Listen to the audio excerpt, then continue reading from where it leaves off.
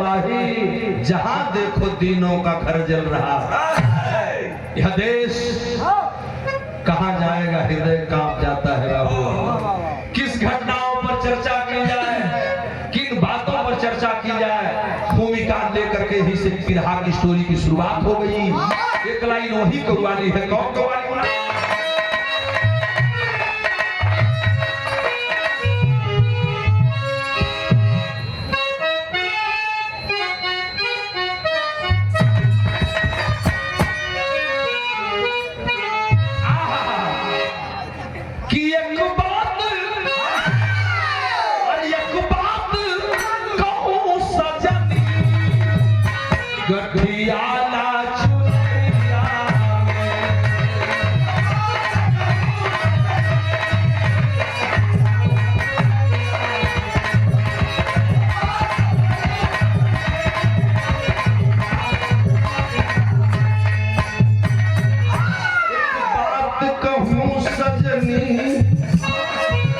गठियाला चुनरिया में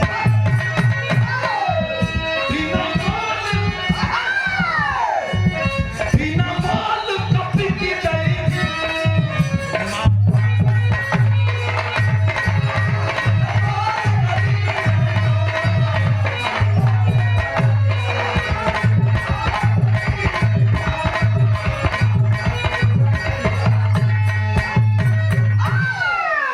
भैया बहुत ही सुंदर भाव है। और कितना सुंदर भाव है, जरा देखते हैं।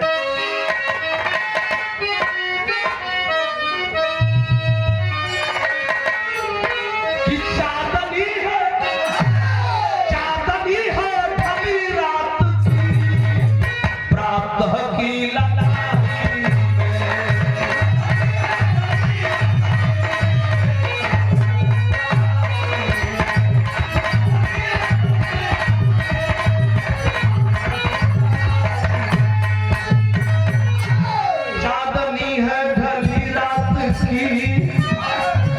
प्रातः की ललाई में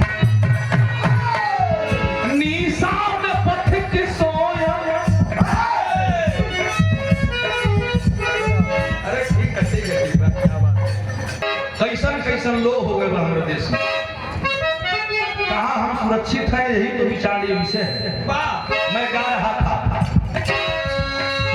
चांदनी है ढली रात की,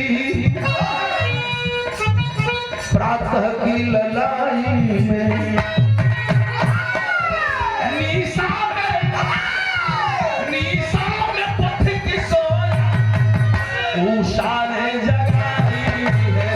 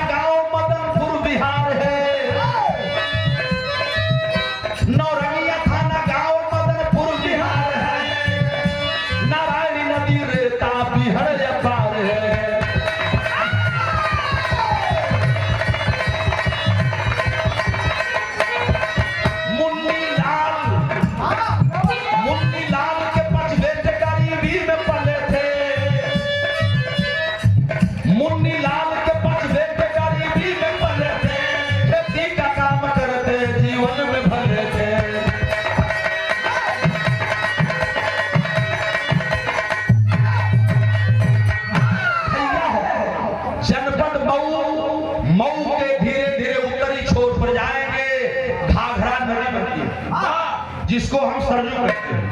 सरजू नदी जब पार करेंगे तो उसी में पश्चिम साइड में गोरखपुर जिला लग जाता है और पूरब की तरफ जब जाएंगे तो देवरिया लग जाता है। देवरिया जिला के उत्तरी छोर पर एक थाना है जिस थाना का नाम है नौरंगिया थाना, और नौरंगिया थाना का आधा क्षेत्र नारायणी नदी एक बहती है, नारायणी नदी के उस पार है और आधा क्षेत्र इस पार है।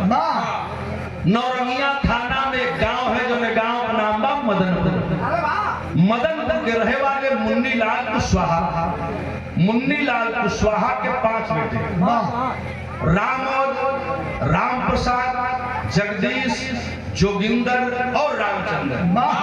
मुन्नीलाल कुशवाहा को 5 गो लड़का राम और राम प्रसाद, जगदीश, जोगिंदर और रामचंद्र।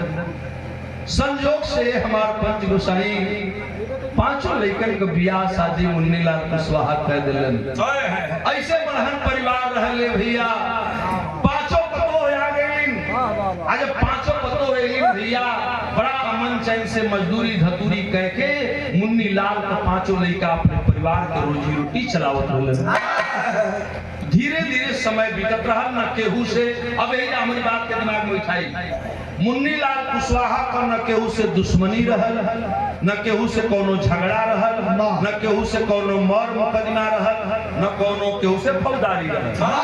अब आप कहबा कि बिना झगड़ा, बिना फौजदारी, बिना मर मुकदमा का ई कौन कांड बा, ई कैसन गिरहा बा?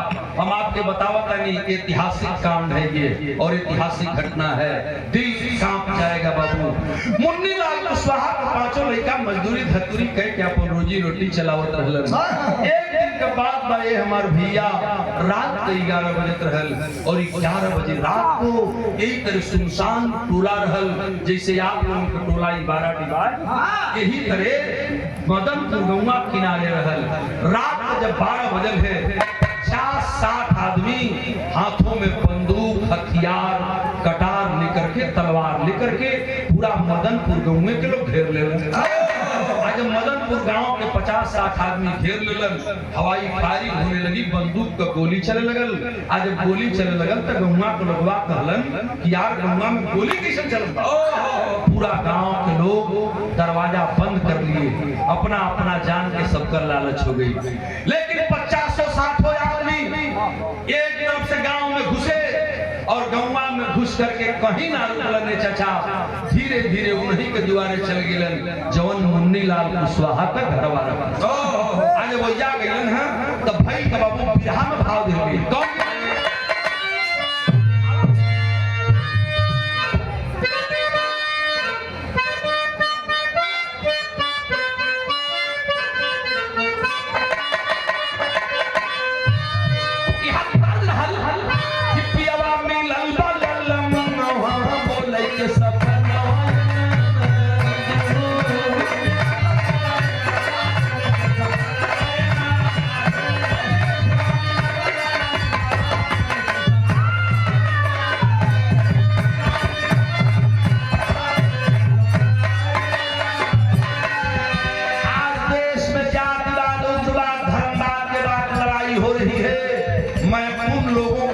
संज्ञा दूं, यही तो मजबूरी है।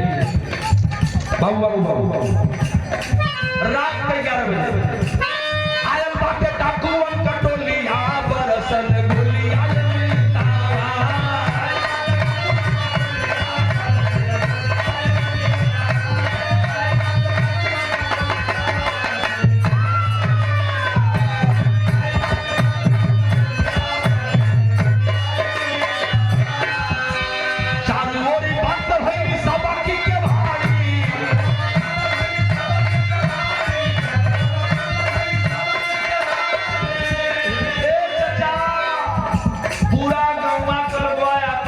केवड़िया बंद कर लेलन। वो 50-60 आदमी हथियार ले मुन्नीलाल कुशवाहा का घर घेर ले बारन। तो भाई का तनी भाई देखा चालू मोरी बंद भई सबा की केवाड़ी,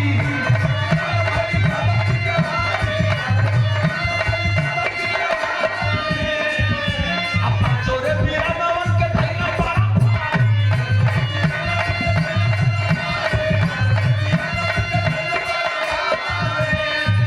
अरे मुहावा से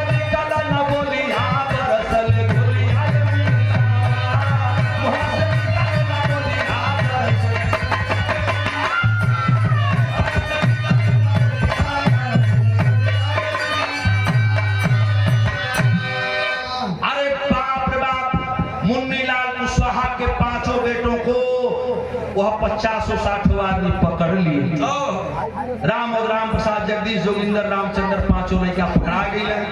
मुन्नीलाल कुशवाहा सोचत हुए बाप दुआरी को पुरनिया आदमी सोचे लगलन कि आखिर हमार दोस्त के करबा कैसे दुश्मनी बा, का गलती बा। ई रात का 50-60 आदमी हथियार ले ले बा, बुढ़वा के सीने पर लोग सटा के लोग बोलोगे तो गोली मार देंगे, मत बोलना, बोलोगे तो गोली मार देंगे। वो चाचा पटा गए। ए बाबू 12 बजे रहल रात के, तब तक घड़ी के सुई जब 12 बजे पांचों लेकर के मुन्नीलाल कुशवाहा के पांचों बेटों को पकड़कर लेकर के रास्ते में कुछ ही दूरगवा बढ़े थे। अब तो ले घरवा में से माई बहन जब माई बहन बेटी निकलनी, औरत निकल करके चिल्लाने लगी, रोने लगी। वो डाकुओं की यानी जो बदमाश किस्म के व्यक्ति थे, जवन गंगा में घुसल ललन, वो मुड़ करके पीछे आए और पीछे आकर के कोई पांचों औरतियन में से जवन दो छोटकी पतोहिया रही, एगो पतोहिया का नाम रहल शांति और एगो पतोहिया का नाम रहल सुनीता। पांचों भयवन के संगमा दोनों औरतियन के भी पकड़ लेलन। वो औरतिया कोनो दूसर न रही, वही में जो छुटका भयवा रहलन रामचंद्र और जोगिंदर, वो दोनों भयवन को दोनों मेहरारू रहले। तो 5 भाई ही लोग और वो दोनों औरत। उसी रात को नौरंगिया थाना के एक बिहड़ इलाके में, जहां नारायणी नदी बसती, हमारे बाबूजी, जो देवरिया का और बिहार का बॉर्डर है, हमारा सिवाना है उत्तर प्रदेश का। जरा सा बात देखेंगे, उसी रात को लेकर बच्चियों को, पांचों भाइयों को नदी के बिहड़ में जाने लगे, नदी के रेता में जाने लगे। तो भाव देना पड़ा बिरहा में पूरा वही लाइन। कैसे मुन्ना?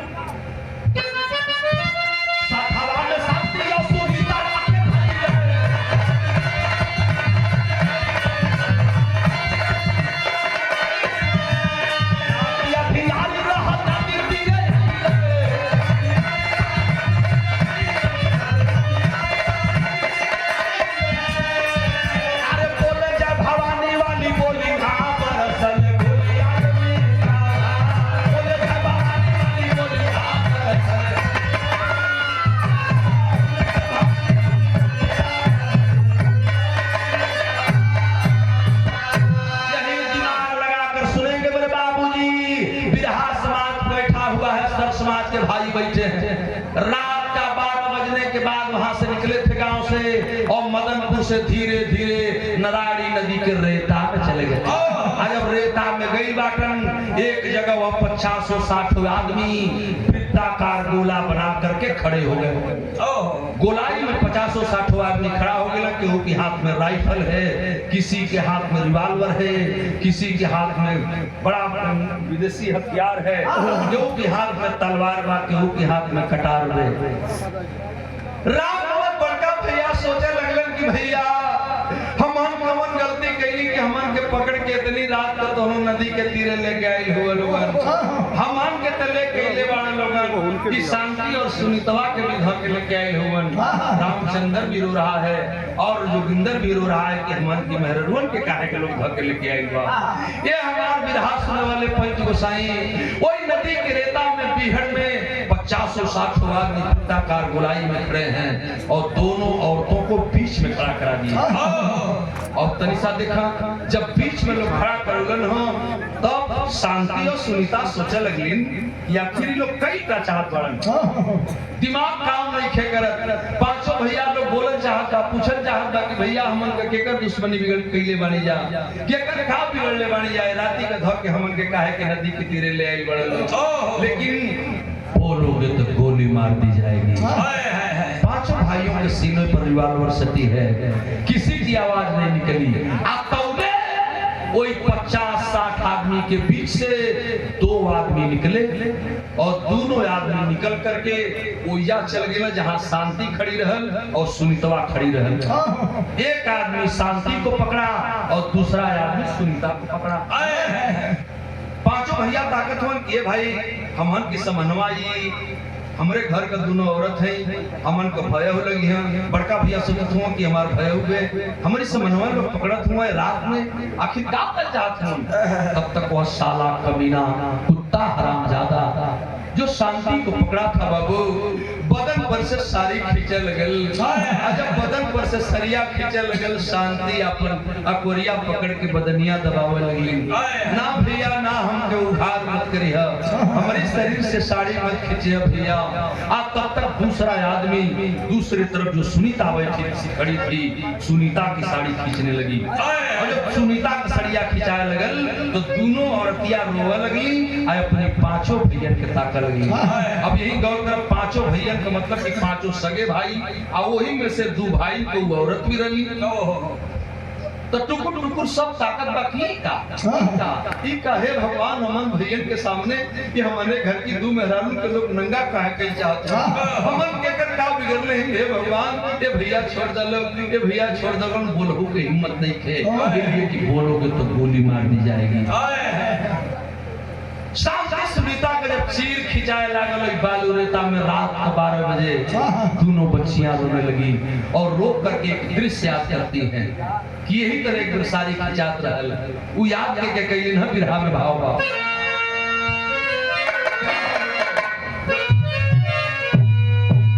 कि द्वापर वाले भैया मोर गोहरिया सुनबाना,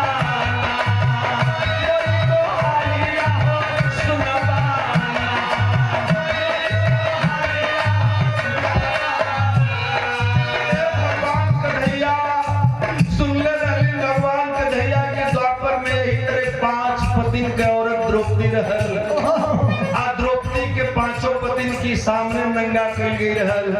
तू आको या साड़ी का करखन्ना खोल देला। ए भगवान, हमारा आबरू ना बचा सकेला, हमार के आबरू ना बचा सकेला। हम दोनों जने यही में पांचों जना का दो भाई भाई औरत है जा, कम से कम आबरू तो बचा ला। दोनों औरतें रोने लगी और पांचों भाई का नटई गर्दन नीचे रो के दोनों लड़कियां कहत कर रही चचा, द्वापर वाले भैया मोर गोहरिया सुनबाना, बड़ी गोहरिया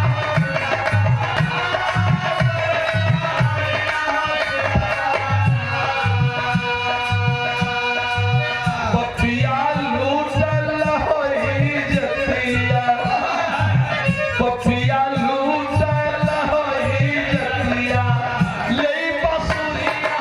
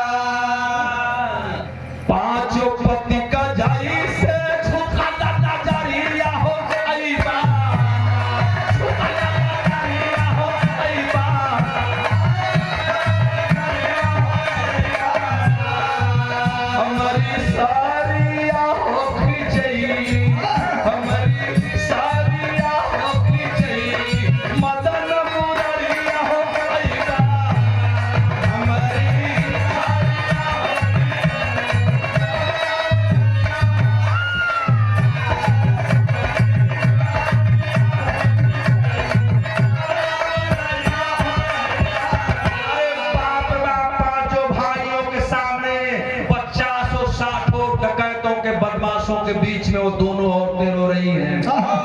पांचों भाई के झरझर झरझर आंसू चुए लगल। हमारे घर के दोनों औरत के लोग सालाई नंगा कर देहन। तब तक वो दोनों कमीना जो औरतों को पकड़े थे साड़ी को खींच लिए। अर्धनग्न हो गई शांति और सुनीता। आज जब अर्धनग्न हो गई बज्जर पर गई ले चाचा, देखा हमन की अब का हुए पांचों भैया झरझर झरझर रोवत हुए। सीने पर बंदूक सटी है कि बोलोगे तो साले गोली मार दी जाएगी। क्यों तो बोले के कुछ हिम्मत नहीं खे करत। आतवले एगो गजब दृश्य भइलो ई रेता में। रात वक्त वो 50-60 आदमी कोई बालू के रेता में नारायण नदी के तीरे कैलन का गजब गजब जाता कि पापी तन को रहा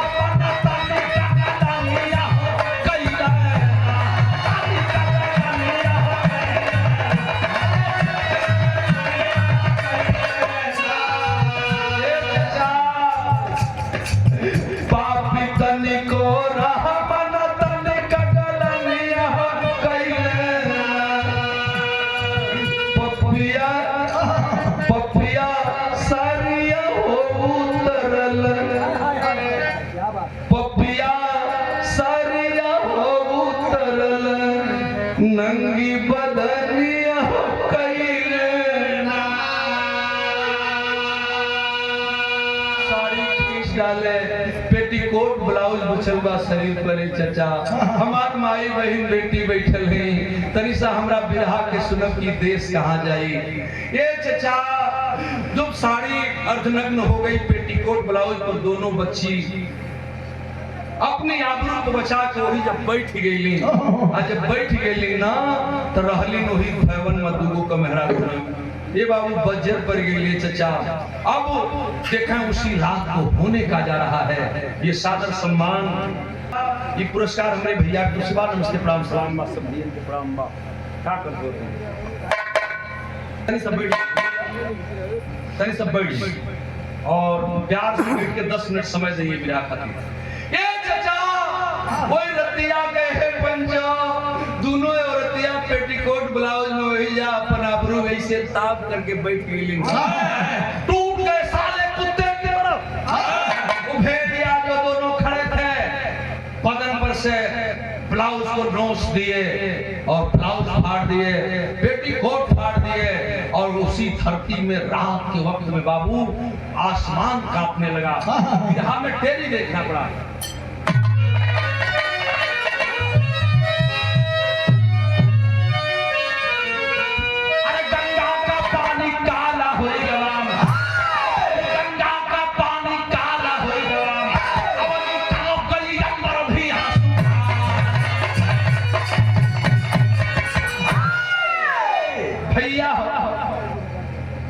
दोनों औरतों को अर्धनग्न करने के बाद वही छोड़ दिए और जवन बड़का भैया रहलन जिनकर नाम रहल रामोद, हम बतौले की पांचों भाई का नाम दिमाग में आप रखिएगा। रामोद, राम प्रसाद, जगदीश, जोगिंदर और रामचंद्र। इन्हीं जोगिंदर और रामचंद्र का दोनों मेहरारू रहली जौन रतवा में पड़ल बाड़ी। ए चचा 50-60 साला जो बदमाश रहलन जो हथियार चले सवन मुन्नी लाल के पांचों बेटों को एक लाइन में खड़ा कर दिए और एक लाइन में खड़ा करके 5 आदमी हथियार लेके निकलने। शांति सुनीता देखत है कि हमन के अर्धनग्न कह के हमन के पांचों भैयन के हमन के समन्वय लोग का करिहन। ए चाचा गजबे बचन गिरे जाता हो हिरिता में सारे कैलन सकातन ये भाई देखबात नहीं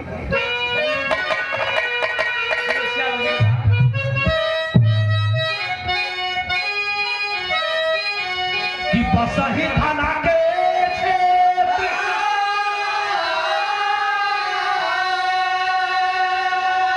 चाचा भकुआ वाला रेता रहल अरे ले बच्चों भैया ना के आए रे कासाई पांचों रे सहोदरन की एक लाइन में खड़ा कैले अरे लेके कटारी पापी बनाल मुदाइया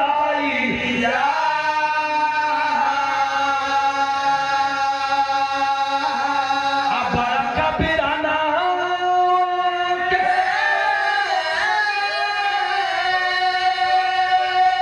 अरे दोनों बहिया अलग कैले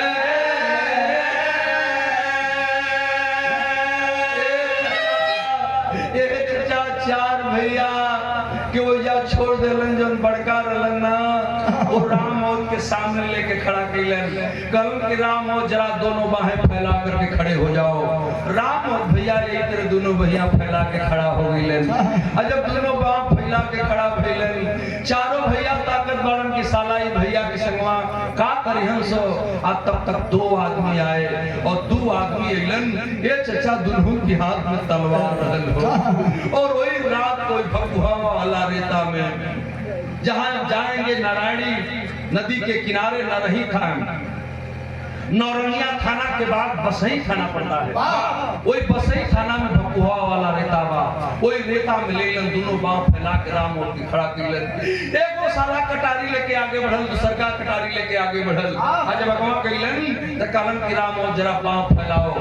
दोनों औरतों के सामने वो दोनों औरतों को छोड़ करके जो बकुआ ले रेता में पहुंचे हैं, दोनों बहिया फैला के आए चचा न कुछ सोचलन न विचरलन। चारों भैया खड़ा हुआ सोचत हुआ कि आखिर अब का करे हैं। तब तक एक आदमी इस बाह पर कटारी चला दिया कि बाई बहिया कट के अलगे हो गई। दूसर का आदमी दहिना बहिया पर कटरिया चला देला से चचा कि दहिनी के बहिया भी कट के अलगे हो गई। दोनों बाह राम की कट गई। राम का खून बाह के रास्ते तर तर तर तर बहने लगा। चारों भैया लोग ताकत धोन कलन के हमरे सामने हमरे भैया के दोनों भैया लोग काट देलन। देखो भाई हिम्मत कैलस की पूछी ये भैया कौन गलती हमन कैले, हमार भैया कौन गलती कैले हवन, ई काहे कैला हलवन। लेकिन पूछने की हिम्मत नहीं है, बोलोगे तो गोली मार दी जाएगी। गांव रहा था वो आदमी ए चचा बज्जर परल हो वही समय कैलन का कमीना तनी हाई हाई रहा में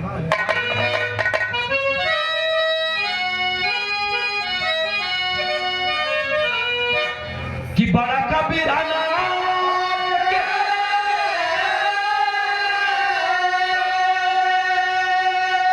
चाचा तुम बहिया लगर कैले चारों रे बिरनवन का भरली नजरिया।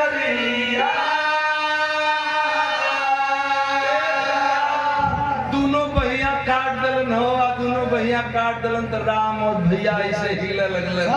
जब हिले लगलन तो एक आदमी गया और सामने से धक्का दे दिया, धड़ाम से राम और कुशवाहा पीछे को गिर गए। जब भाई दे गिर गईलन तो सोचत हुआ चारों भाई की अब का करी हन। तो जब राम और गिरलन तो चारों भाइयों के समझ में वो दोनों आदमी बंदूक ले लेलन।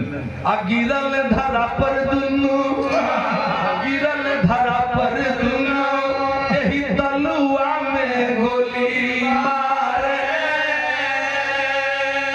राम कुशवाहा जब जमीनिया पर गिर गए चचा तब पैरवा की दोनों तलुआ में बंदूकिया के नलिया सटा करके और साला दो आदमी दोनों ओर बैठलन और पैर के तलुए में ठान ठान दुई गोली मार दी गई। चारों भैया गनगन गनगन कांपा लगन कि भैया के भैया बेटवन सो हमन के समझ में भैया के लोग गोली मार दहलन। ए भैया हमन का गलती कैले हैं ये सोच के चारों भाई रोत रहलन। ना हिम्मत बनल, कुछ पूछे के हिम्मत न बा। राम और तड़पते रह गए और जब रेता में तड़पते रह गए तो उन चारों भाइयों के सामने देखा जरा सा इंसानियत कहां चली गई मानवता।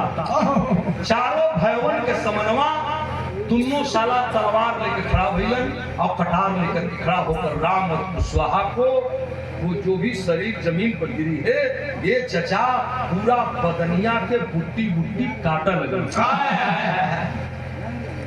चारों भाई का कलेजा फट गया। कलम की अब का हुई भैया ना होई कलम सारे बोलबे तो तोहू के लोग मार दे हैं। मत बोल दूसर का भवा एक भवा के मना करे, लेकिन बज्जर परल तो भई का दिखन यहां से दिमाग न हटे। का भाई बेटा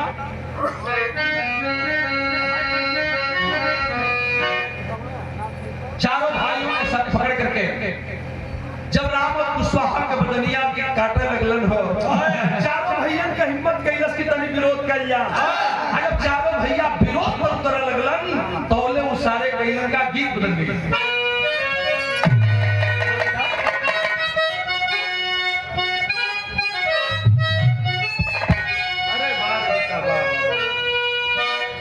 गीत तू लगी बेटा तेरी सदा चलो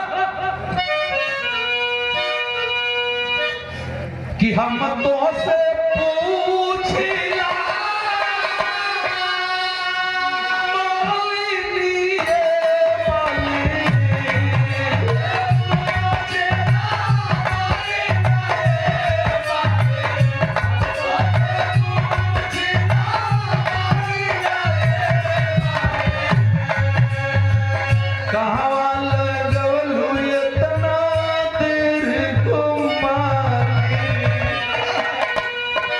राम और भैया के गोली मार के तड़पत जब थक गए तो चारों भाइयों को पकड़ लिए।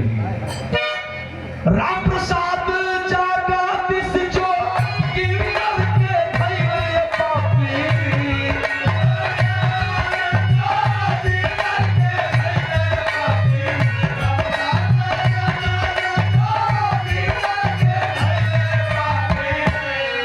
अब भैया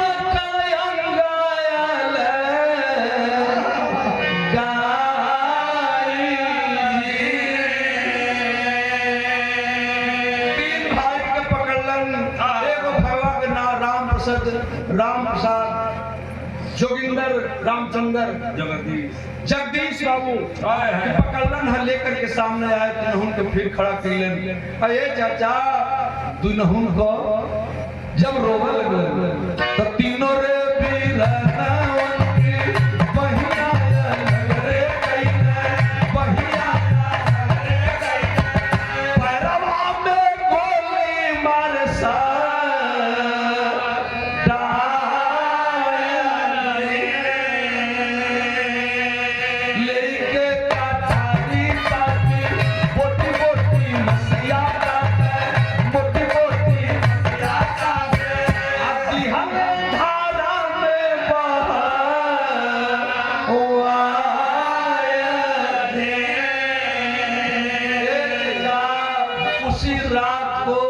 उसी रात को भगवा वाले रेता में चार भाइयों को बाल काट करके जमीन पर लौटा करके पैर में के तलुए में गोली मारते हैं। बोटी बोटी शरीर को काट करके बगलिए में नारायणी नदी का रेता रहल, ये चचा रेता पार करके जहाँ पनिया बहत रहल, नदिया का धरवा जहाँ बहत रहल, उसी नदी के धारा में एक एक एक बोटी मांस ले जा करके लुका लुका फेंक डाले। जय भवानी का उद्योग होने लगे, पूरा मांस उठा कर फेंक दिया गई। और वही रामचंद्र जो सबसे छुटका रहल ओके वही जब खड़ा लोग छोड़ले बाड़न।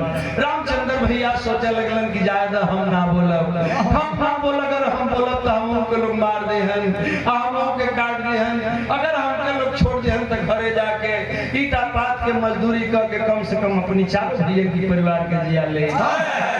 ये रामचंद्रा सोचत रहल आ तोले साला पांचों भैयन की लाश के बूटी बूटी करके नदी में बहवा करके वापस आए। और वापस जब अइलन तो जहाँ रामचंद्र खड़ा था वो करी हो जाए लगलन। जब वो करी हो जाए लगलन तब तो रामचंद्र एक तरह हथवा जोड़ के पंचो गनगन गनगन कांपे लगलन। रामचंद्र ना भैया ना भैया ना, हमके मत मरिया लो भैया, हमके मत मरिया लो। हे भैया हमन का बिगड़ले है यो न पूछली, हमारी समन्वय हमारी पांचों भैया के मार दिला लो। रोवे लगल और रो करके बड़ी ऊंची बात रामचंद्र दुहाई मांग रहा है।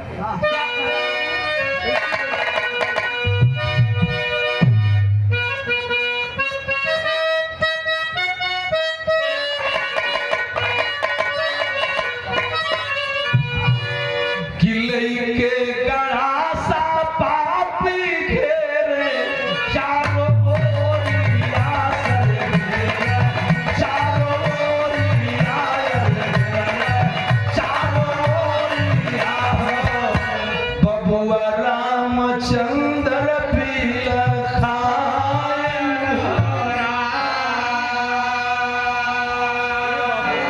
हमारे सभन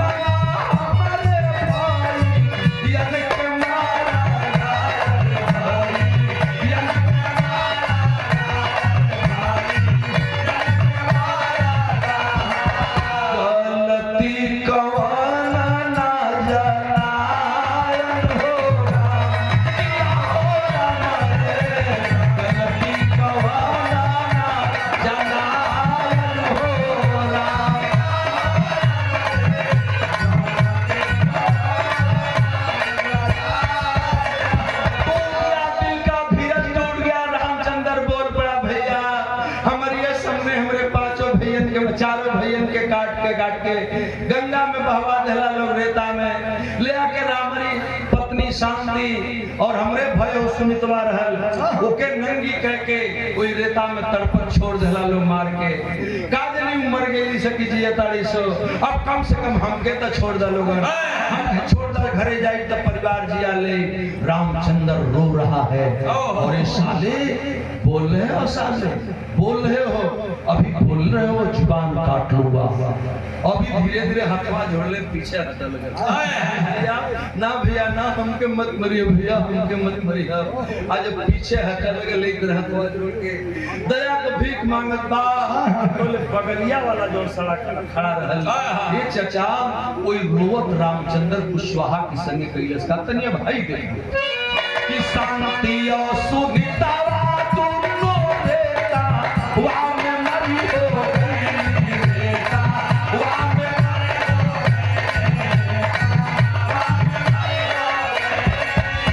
हली यारा माना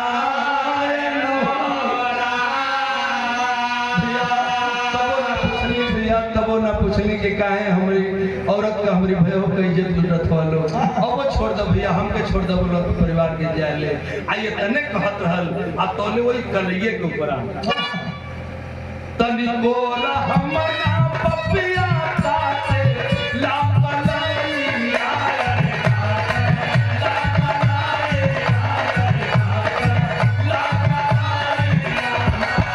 बबुआ रामचंद्र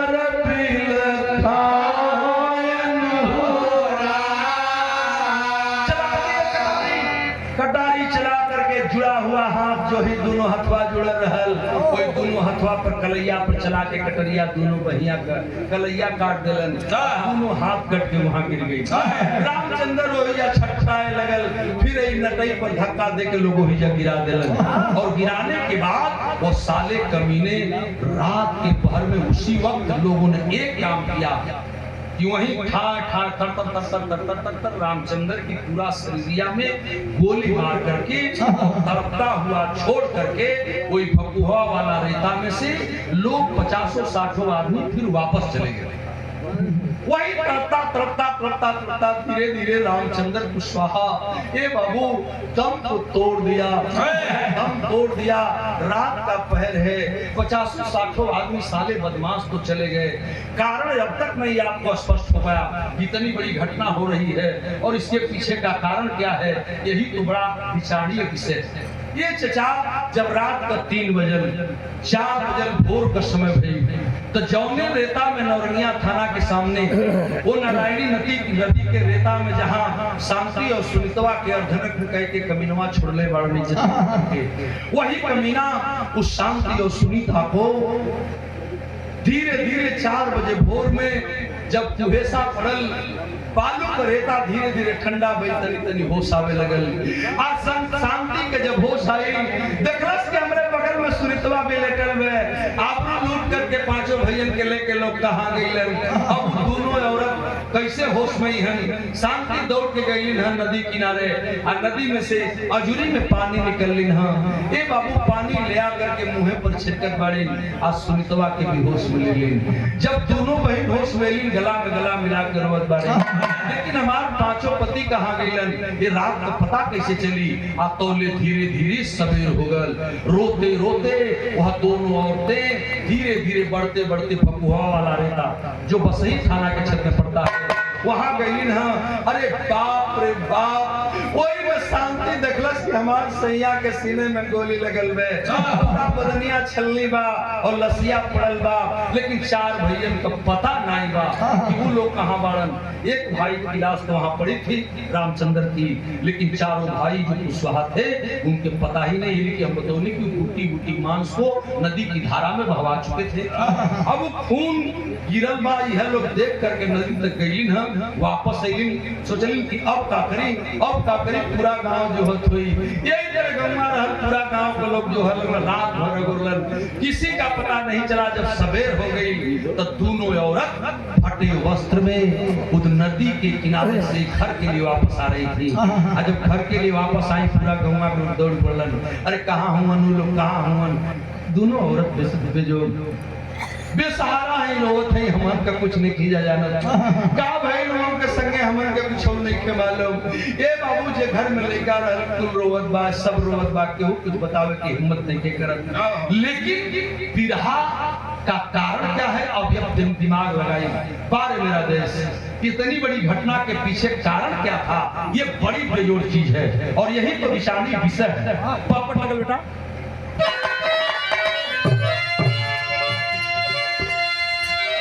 नारायणी नदी कभी हर शरमाइला लेता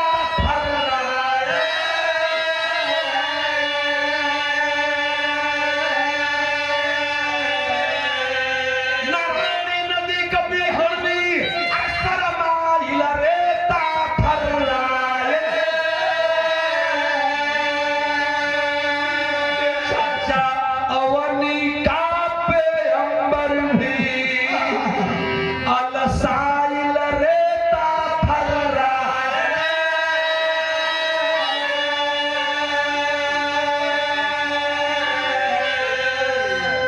अरे श्यामपति शारदाय शक्ति सजना दिहली गवाई।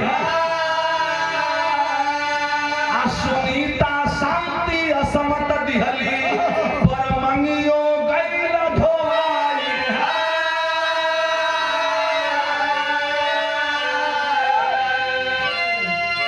बिन बदरी का चंद्र कहाँ लुकाइल रेता फर्रा। चाचा बिन बदरी का चंद्र कहाँ लुकाइल रेता फर्रा। दैनिक जागरण में घटना छपाइल रेता फर्रा।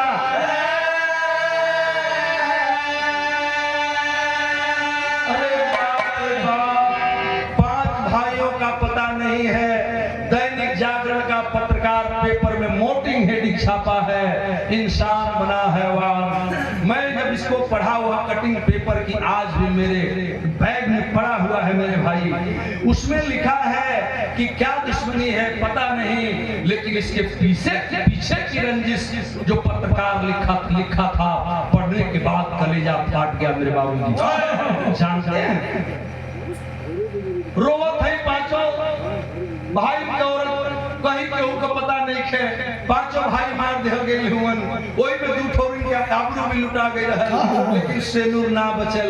ए चचा, इतना बड़ियार घटना के पीछे राज का रहल। जरा समृद्ध देश के हालात देखें, ये देश कहां जाएगा पिछाड़ी विषय है। आल्हा बदल जाता बेटा।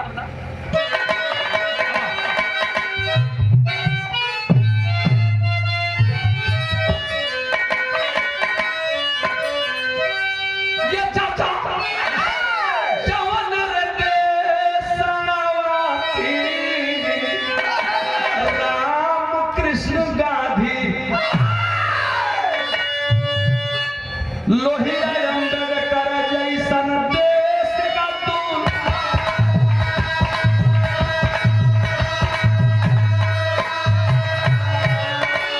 लोहिया अम्बेडकर जैसन देश का दूल्हा।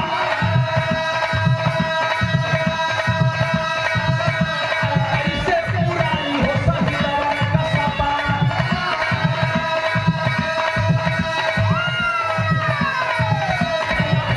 राजनीतिया में देश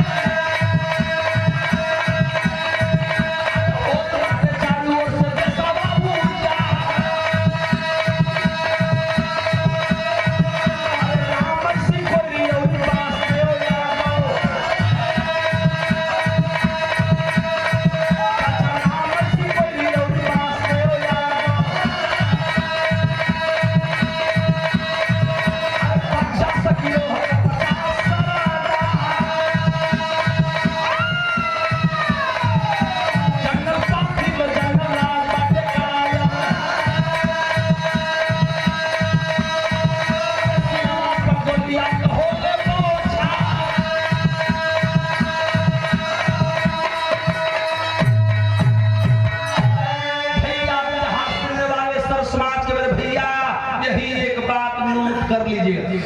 इतनी बड़ी घटना होती है, घटना के पीछे न बिहार की सरकार जागती है, न उत्तर प्रदेश की सरकार जागती है, न तो हमारे केंद्र की सरकार जागती है।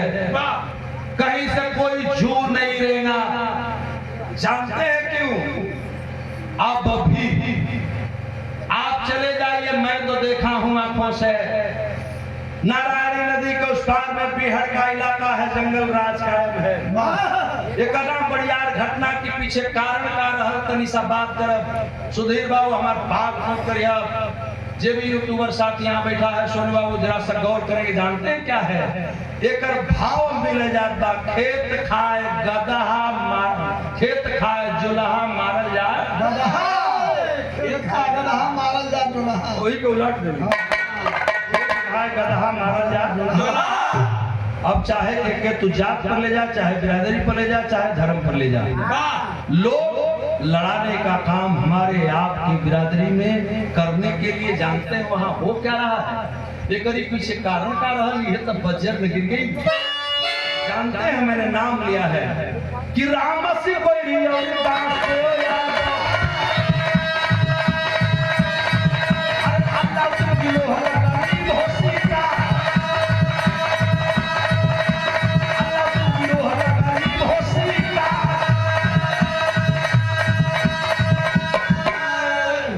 वासुदेव यादव, रामायसी कोयरी की गिरोह, अलाउद्दीन की गिरोह, बाबू केवट की गिरोह, रामदीन मल्लाह की गिरोह, सुखदेव राजभर जी की गिरोह, और उसी में एक दलित समाज का बेटा है भीम मंगल चमार की गिरोह।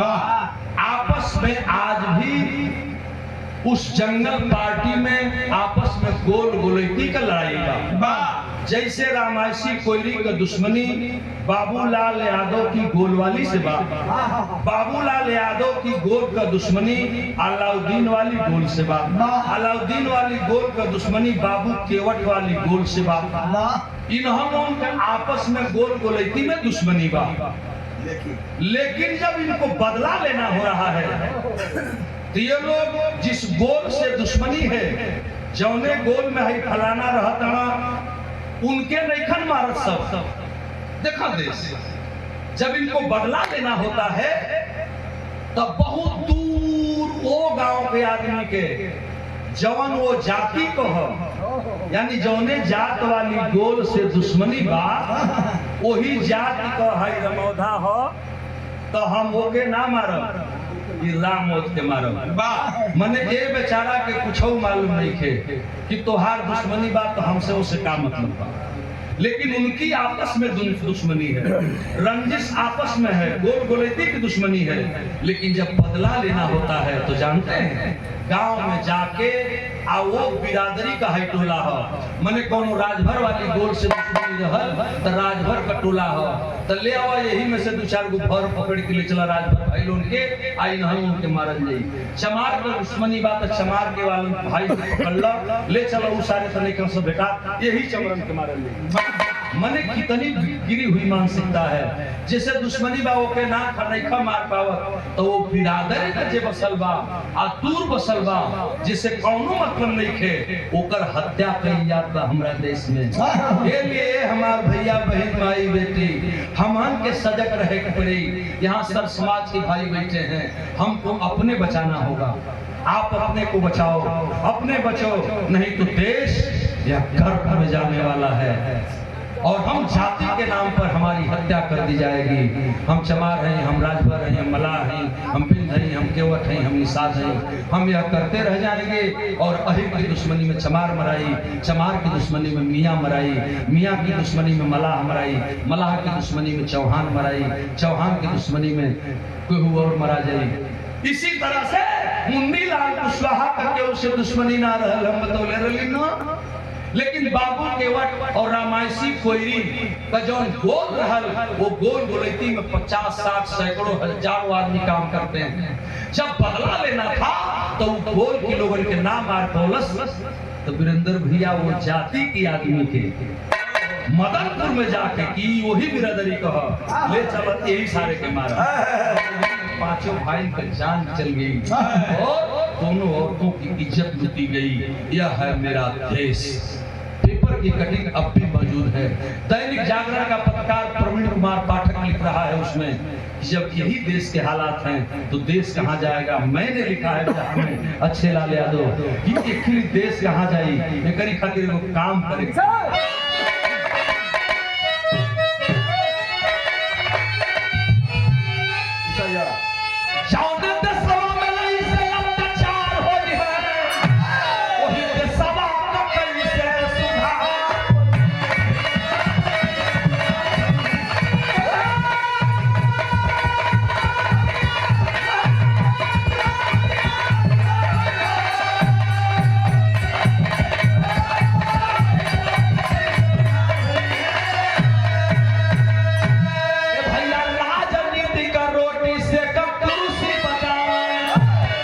इन नेताओं के भाषण को जब आप सुनोगे मेरे बाबू, तो एक बार दिल आपका कांप जाएगा। ये लोग बोलते हैं मन से, राजनीति का रोटी से कब सवा बचावन, अब बड़ी बड़ी योजना गरीबन के सुनावन, इन्हें सिनावा पकोली का बौछार होई है, अब मोरे सवा का कैसे सुधार।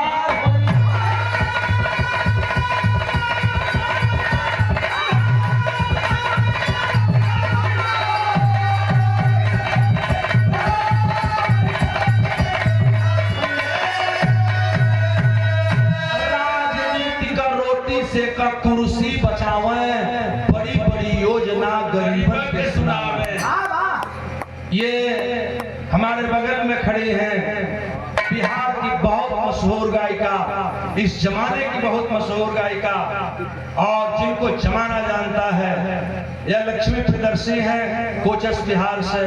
ये बिहार में रहे, इनसे पूछवा लो तो पता चल जाए कि जातिवाद क्या है। जातवाद के लहर में ऐसी ऐसी बेटियों और बहनों का मेरे देश में बसने वाले, जाति के नाम पर माताओं बहनों की आबरू लूटी जा रही है। हम बतौली की खेत खाए गदहा मारल जा जो लहा। एक चचा दुश्मनी जैसे बा ओके तो नहीं खबर ना ले सका, ओके नहीं खा मार सकत, तया के मदनपुर गांव में वो कोयरी के मारा तड़ा, जौन कोयरी बेचारा वो करीब से कुछ नहीं थे जाए, वो राजभर का मारा तड़ा, जौन राजभर के विषय में कुछ पता नहीं थे। ओकर गलती इतने बा कि जौने जाति से तोहार दुश्मनी बा, वो जाति में वो पैदा हो गई।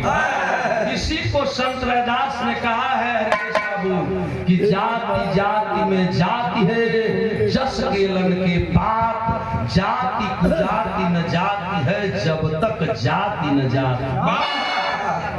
मतलब यहाँ जात में भी जात बनावल गई, इतना पूरी बना दी गई कि हम ढेर ना बताए। वही बिरादरी भाई हमारे लोग बैठल बाड़न, ओहिर के बटवा तो लोग सछूत कहलन, हमके लोग अछूत कहलन। यादों में दू गो बिरादरी छेला यादव होला, ओहिर में गुआरा ढड़होर, दू गो पूरी लोग ऐसा मनौलन, इतना पढ़ोलन गुआल का बियाह ढड़होरे में ना हुई या ढड़होर का बियाह गुआल में ना हुई। इतनी दूरी पैदा कर दी। आज तो होत बा, लेकिन अगर होत बा तो ये अपनी समझदारी से होता। लेकिन मेरे देश में व्यवस्था थी कि गुआल का बियाह ढड़होर में ना हुई, ढड़होर का बियाह गुआले में ना हुई। अपने में पंडित जी का बियाह तिवारी में, तिवारी जी का बियाह चौबे में, चौबे जी का बियाह छब्बे में, छब्बे का बियाह शुक्ला में, शुक्ला मिश्र का बियाह शुक्ला में। मने वो अपना में पूरी बदल के कहली हाँ, हमरा तहरा के पूरी का अपनी बिरादरी के भी बदले के हम चमार हैं, हमरा मिट्टी पर मोहर लागल बा कि हम चमार हैं तो हम बहुजन कहें। भैया भर हम तनकी पीठी पर मोहर लागल बा कि भैया ओम प्रकाश की पार्टी कहूँ, देव की पार्टी कहूँ। भैया चौहान हुआ तो उनकी पीठी पर मोहर लाग गई बा कि पृथ्वीराज चौहान की खानदान में। नहीं मेरे भाई नहीं, मत भूलो इसमें, मत भूलो इसमें, नहीं तो कोई नहीं बचेगा, कोई नहीं बचेगा। आज अहिर मारा जा रहा है, कल चौहान मारा जाएगा, आज चमार मारा जा रहा है तो परसों राजभर मारा जाएगा। इसलिए मैंने इस बिरहा में लिखा कि इससे सबक ले लो, समझ जाओ। ये 1000 रुपए का पुरस्कार बिरहा की बहुत बड़ी गायिका लक्ष्मी प्रियदर्शी जी हमारा सम्मान की है। मैं आपको ढेर सारी शुभकामना देता हूँ। परिवार आपका मंगल हो, खुशी में रहना। ये वो बात कितना ऊंच में लिखाई है आपने